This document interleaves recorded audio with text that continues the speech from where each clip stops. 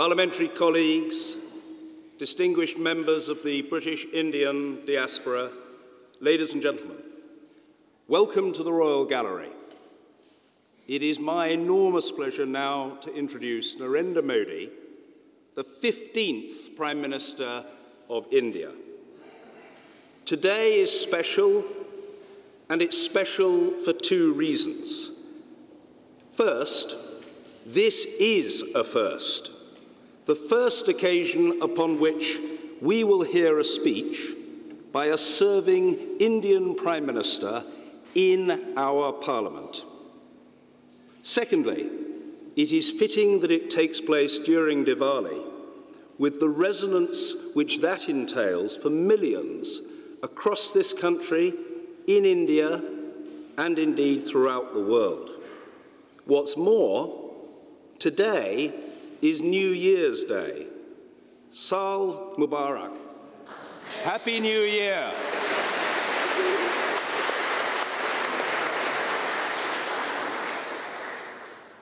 The ties between our two countries are so multiple, deep, and enduring that they frankly require no elaboration or rehearsal this afternoon.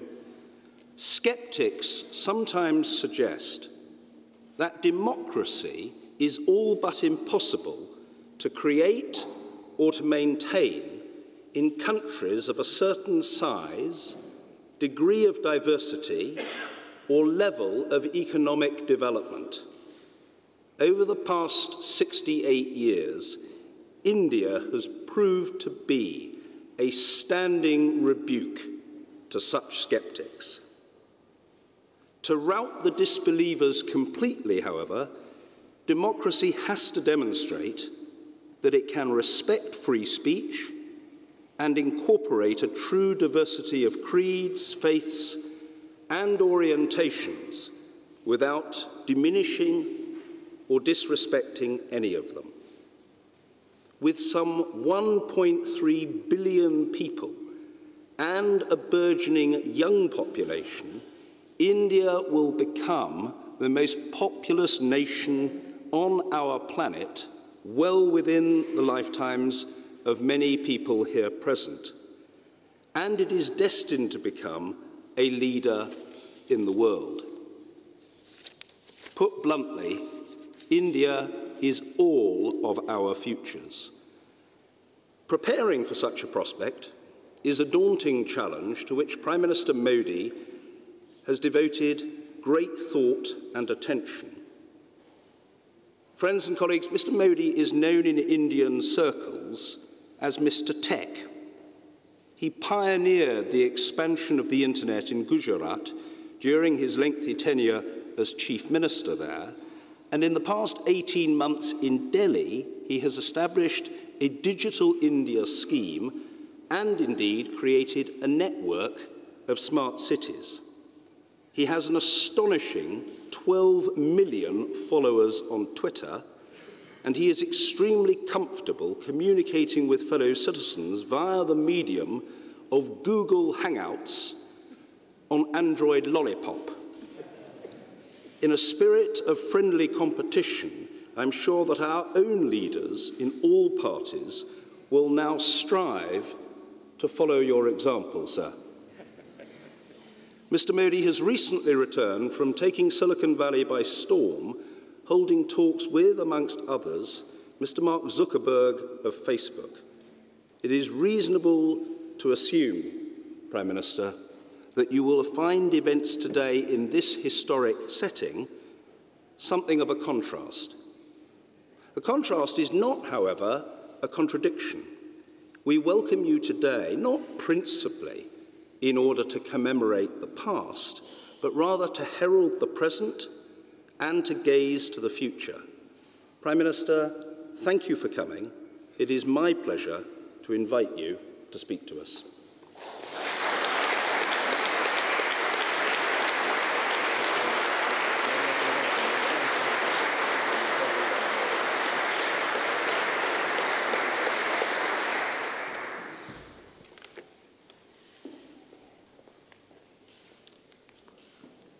Lord Speaker,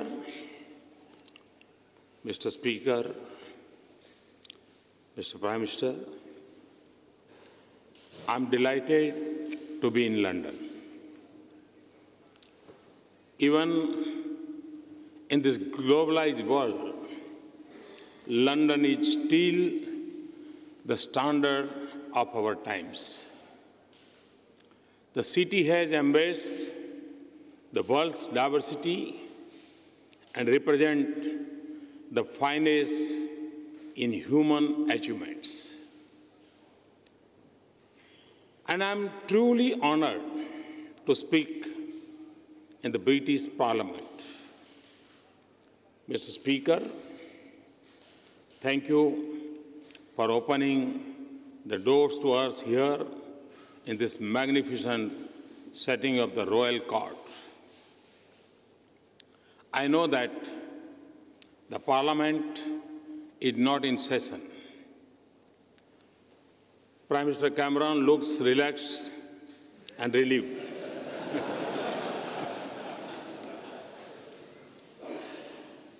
But I want to remind you, Mr. Prime Minister, that you owe my loyalty for an election slogan.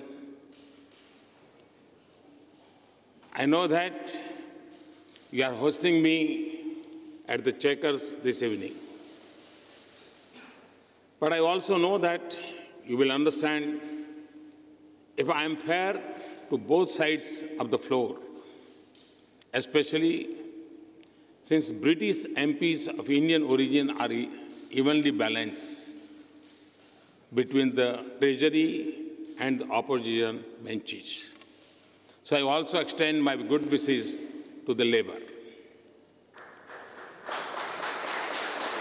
Indeed, since these are still early days after the election, my warm congratulations to the members of the House and greetings to the eminent leaders of Britain and great friends of India present here today. So much of the modern history of India is linked to this building. So much history looms across our relationship. There are others who have spoken forcefully on the dates and dues of history. I will only say that many freedom fighters of India found their calling in the institutions of Britain. And many makers of modern India, including several of my distinguished predecessors, from Jawaharlal Nehru to Dr. Manmohan Singh, passed through their doors. There are many things on which it is hard to tell anymore if they are British or Indian. The Jaguar of the Scotland Yard, for example, the Brookbond tea, or my friend, late Lord Ghulam Noon's curry. And our strongest debates are whether the Lord's pitch swings unfairly or the wicket at Eden Garden cracks too early.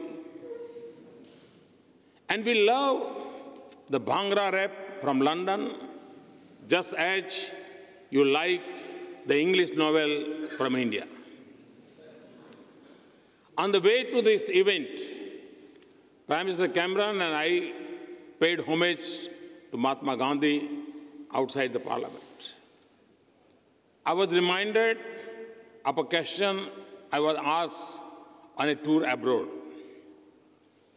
How is it that the statue of Gandhi stands outside the British Parliament? To that question, my answer is, the British are wise enough to recognize his greatness.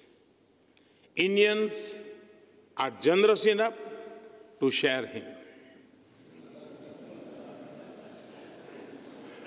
We are both fortunate enough to have been touched by his life and mission.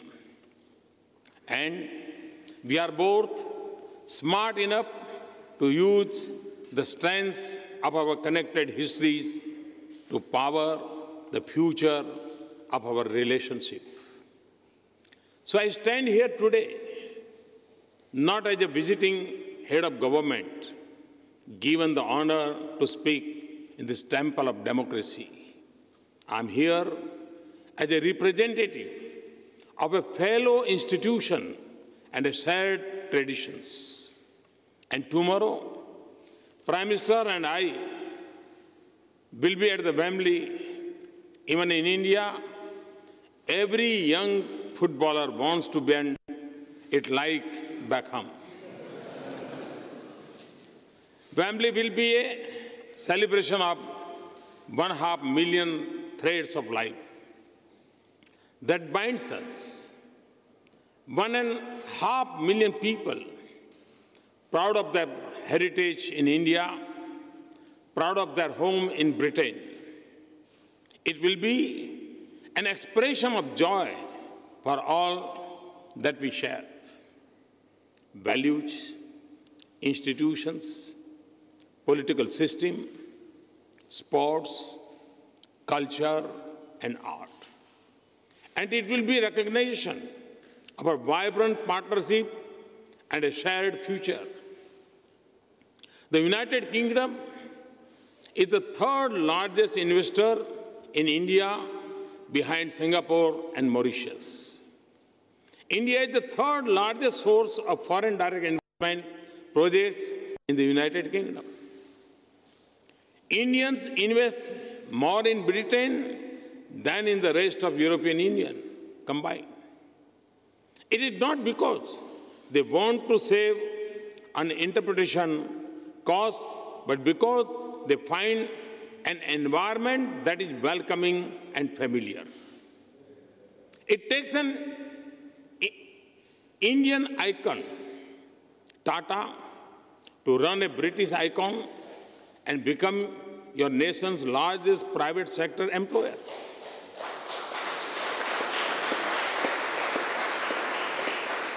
The UK remains a preferred destination for India students. And I'm pleased that an Indian company is taking 1,000 British students to India to skill them in information technology. We are working together in the most advanced area of science and technology.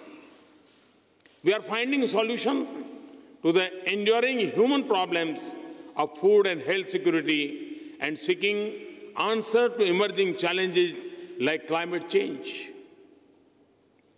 Our security agencies work together so that our children return home safe and our increasingly networked lives are not prey to the threats on cyberspace.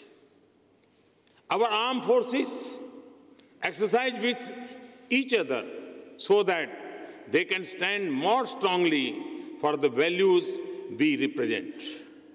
This year alone, we have had 3 exercises together.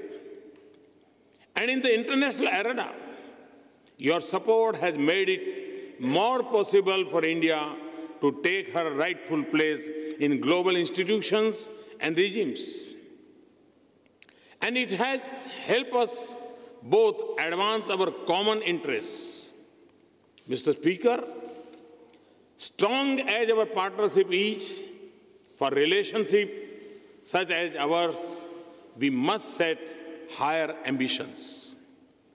We are 2 democracies, 2 strong economies, and 2 innovative societies.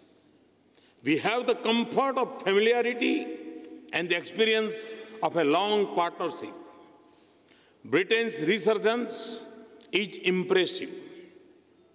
Its influence on the future of the global economy remains strong. And, Mr. Speaker, India's new bright spot of hope and opportunity for the world. It is not just the universal judgment of international institutions, It is not just the logic of numbers. A nation of 1.25 billion people with 800 million under the age of 35 years. This optimism comes from the energy and enterprise of our youth, eager for change and confident of achieving it. It is the result of bold and sustained measures to reform our laws, policies, institutions, and processes. We are igniting the engines of our manufacturing sector, making our farms more productive and more resilient, making our services more innovative and efficient, moving with urgency on building global skills for our youth, creating a revolution in startup enterprises, and building the next generation infrastructure that will have a light footprint on the earth. Our momentum comes not just from the growth we pursue, but from the transformation that we seek in the quality of life for every citizen. Much of India that we dream of still lies ahead of us. Housing, power, water and sanitation for all, bank accounts and insurance for every citizen, connected and prosperous villages, and smart and sustainable cities. These are goals with a definite date, not just a mirage of hope. And inspired by Gandhiji, the change has begun with us, the way the government works. There is transparency and accountability in governance. There is boldness and speed in decisions. Federalism is no longer the fault line of center-state relation, but the definition of a new partnership of Team India. Citizens now have the ease of trust, not the burden of proof and processes. Business find an environment that is open and easy to work in. In a nation connected by cell phones, Digital India is transforming the interface between government and people. So, Mr. Speaker, with apologies to poet T.S. Eliot, we will not let the shadow fall between the idea and reality. If you visit India, you will experience the wind of change. It is reflected in the surge of investments from around the world, enhanced stability of our economy. In 190 million new bank accounts of hope and inclusion, in the increase in our growth to nearly 7.5% per year, and in the sharp rise in our ranking on ease of doing business. And the motto of Sabka Saath, Sabka Vikas is our vision of a nation in which every citizen belongs, participates, and prospers. It is not just a call for economic inclusion. It is also a celebration of our diversity, the creed for social harmony, and a commitment to individual liberties and rights. This is the timeless ethos of our culture. This is the basis of our Constitution, and this will be the foundation of our future. Mr. Speaker, members and friends, the progress of India is the destiny of 1/6 humanity, and it will also mean a world more confident of its prosperity and more secure about its future. It is also natural and inevitable that our economic relations will grow by leaps and bounds. We'll form unbeatable partnership if we combine our unique strength and the size and the scale of opportunities in India. We will see more investment and trade. We will open new doors in the service sector. We will collaborate more here and in India. In defense equipment and technology, we will work together on renewable and nuclear energy. We will explore the mysteries of science and harness the power of technology and innovation. We will realize the opportunities of the digital world. Our youth will learn more from and with each other. But a relationship as rich as this, with so much promise as ours, cannot be measured only in terms of our mutual prosperity. Mr. Speaker, ours is an age of multiple transition in the world. We are yet to fully comprehend the future unfolding before us. As in the previous ages, it will be different from the world we know. So in the uncharted waters of our uncertain times, we must together help steer a steady course of this world in the direction that mirrors the ideals we share. For in that lies not just the success of our two nations, but also the promise of the world that we desire. We have the strength of our partnership and the membership of the United Nations, the Commonwealth, and the G20. We live in a world where instability in a distant region quickly reaches our doorsteps.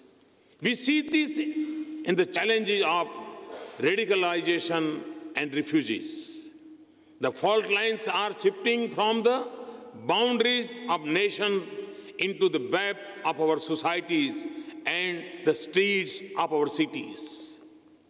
And terrorism and extremism are a global force that are larger than their changing names, groups, territories, and targets. The world must speak in one voice and act in unison to combat this challenge of our times. We must adopt a comprehensive Convention on International Terrorism in the United Nations without delay.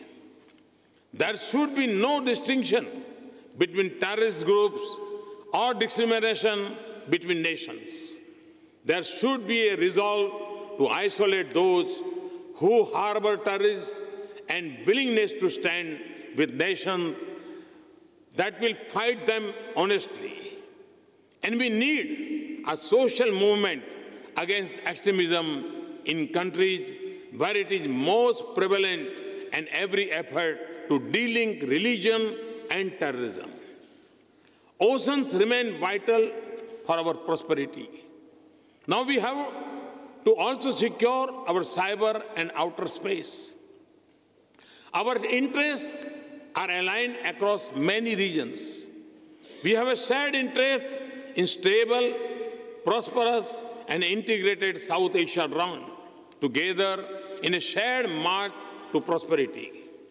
We want an Afghanistan that is shaped by the dreams of the great Afghan people, not by irrational fears and overreaching ambitions of others. A peaceful, stable Indian Ocean region is vital for global commerce and prosperity. And the future of Asia-Pacific region will have profound impact on all of us. We both have huge stakes in West Asia and the Gulf. And in Africa, where amidst many challenges, we see so many promising signs of courage, wisdom, leadership, and enterprise. India has just held an Africa summit in which all 55 countries and 42 leaders participated. We must also cooperate to launch a low-carbon age for a sustainable future for our planet. This is a global responsibility that we must assume in Paris later this month. The world has crafted a beautiful balance of collective action, common but differentiated responsibility, and respective capabilities. Those who have the means and the know-how must help meet the universal aspirations of humanity for clean energy and a healthy environment. And when we speak of restraint, we must not only think of curbing fossil fuels, but also moderating our lifestyles. We must all do our part. For India, a target of 175 gigawatt of additional capacity in renewable energy by 2022 and reduction in emission intensity of 33 to 35% by 2030 are just two of the steps of a comprehensive strategy.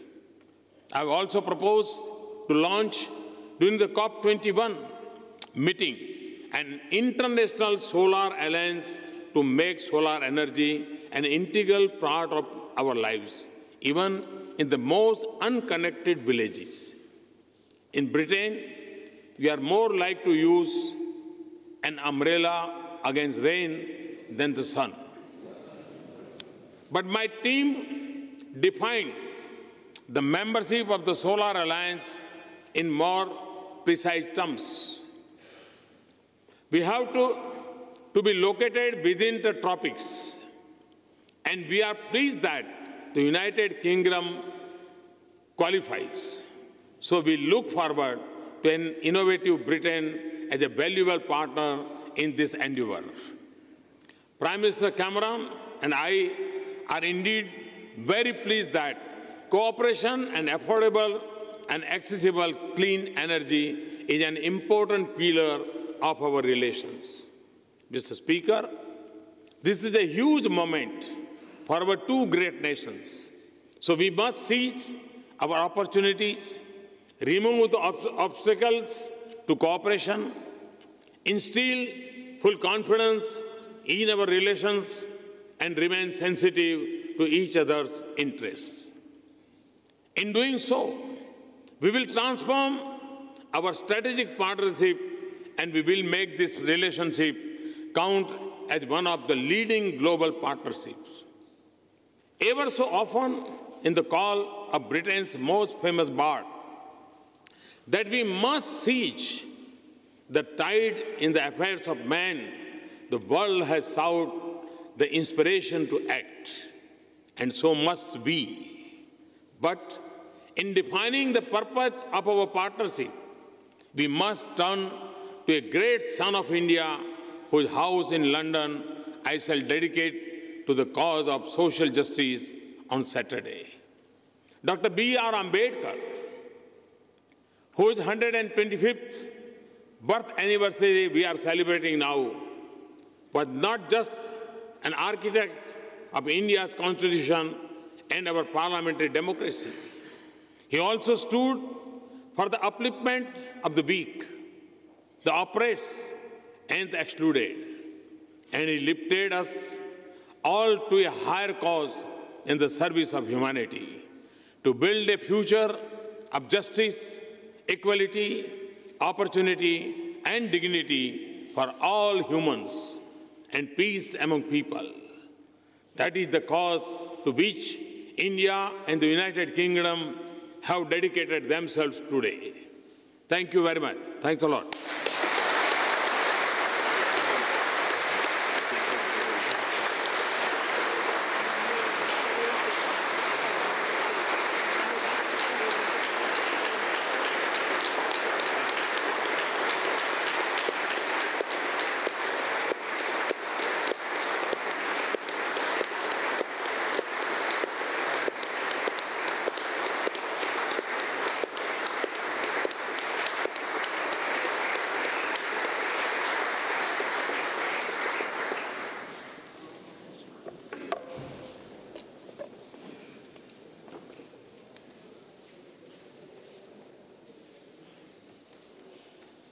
Prime Minister Modi, thank you on behalf of everyone assembled, and particularly on behalf of the House of Lords, for your inspired and inspiring speech.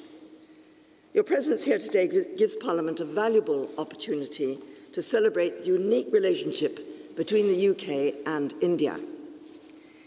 And how appropriate to do so here in the Royal Gallery, where 85 years ago today, King George V opened the first London Round Table Conference.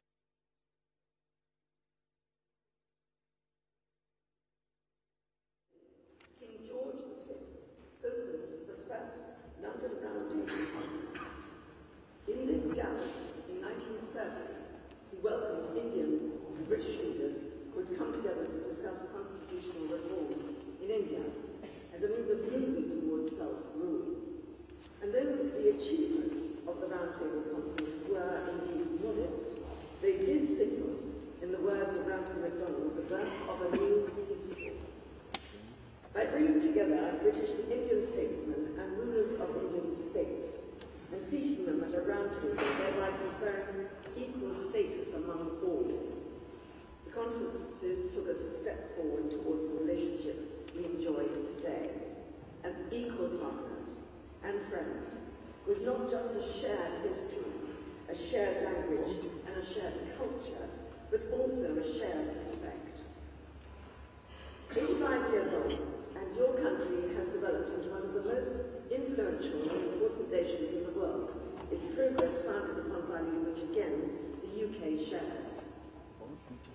Earlier this year, I had the great pleasure of visiting New Delhi, Kolkata, and Assam. I was deeply impressed with the number and scope of local enterprises which I saw there, from rugby clubs for street children to initiatives for reskilling women, from multicultural classes in primary schools to highly successful microfinance schemes. I was impressed too by the number of women engaged in politics at all levels. While I can't pretend to have a comprehensive view of your vast and complex democracy, I believe that this is what lies at the heart of India's modern urgency and vitality, an entrepreneurial energy and a spirit of inclusivity, which the UK also holds dear. Prime Minister Modi, it's been a great pleasure to host you here in Parliament today.